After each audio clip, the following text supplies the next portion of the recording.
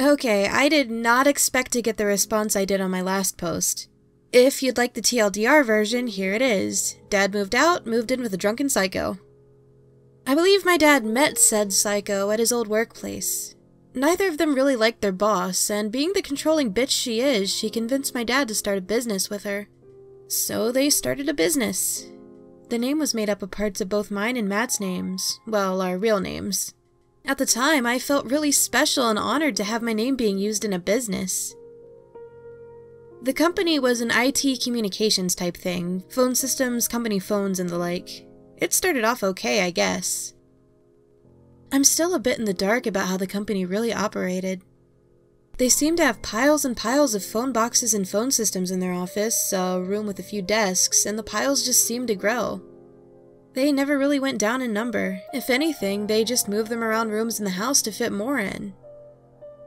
Anyway, you're probably wondering what happened after Sue went ballistic.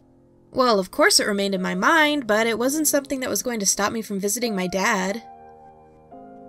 I started taking more of a liking to Matt, my stepbrother, because I knew what he had to deal with on a daily basis. And oh boy, Sue didn't like that at all. We used to go to this dodgy public swimming pool place. Matt was terrified of going completely underwater. Kid, fear of drowning, they go quite well together. He'd been to plenty of water parks and decided that the water's a scary place. I also had the same problem, but I realized it's usually the people and not the water itself that's scary. Being lost in a crowded swimming pool would be a really bad situation for me. Anyway, like a 10-year-old kid, Matt would stand petrified at the entrance of the water slide.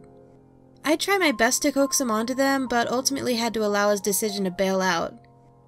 Being an only child, it kinda sunk my heart a bit to see him bail out when I wanted someone to share my love of high-speed rides like roller coasters and water slides, but I had to come to terms with the fact that it just wasn't going to happen. However, we both loved boss battles and games.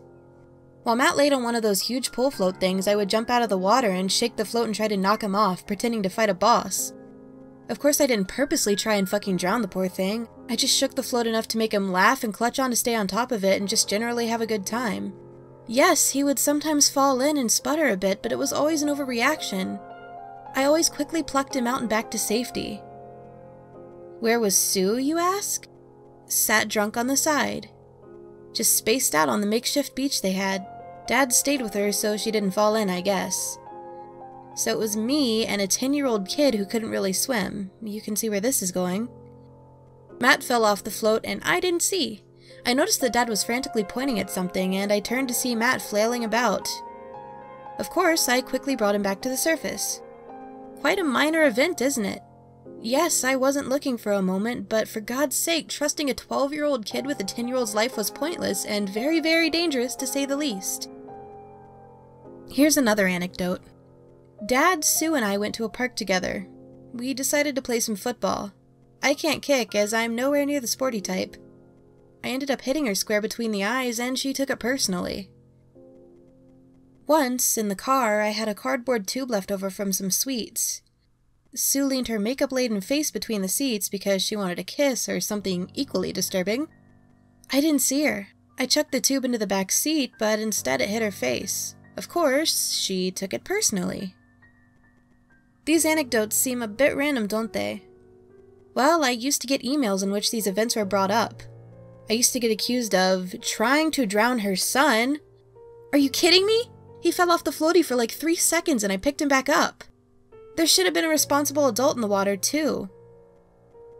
Kicking a football in her face? Yeah, I did. You make it sound like it was intentional, though. Throwing a sweet tube at her face? This one pissed me off nearly as much as the Matt drowning one. She claimed it left a big bruise or something equally as stupid concerning a bruise on her face. Claimed it went all red or something and left a mark. Next time an empty cardboard tube the height of a couple thumbs bops me on the nose, I'll try to give you guys an update before major emergency rhinoplasty. Spraying hairspray in her eyes. This was like their wild card. They draw this one out randomly, but I can't even remember doing this. I sprayed some spray in Dad's face a while before, and I can't even remember why. But it wasn't her, and it wasn't relevant. It's late, guys, so I'm gonna call it a day, but I'll try to write more as soon as possible.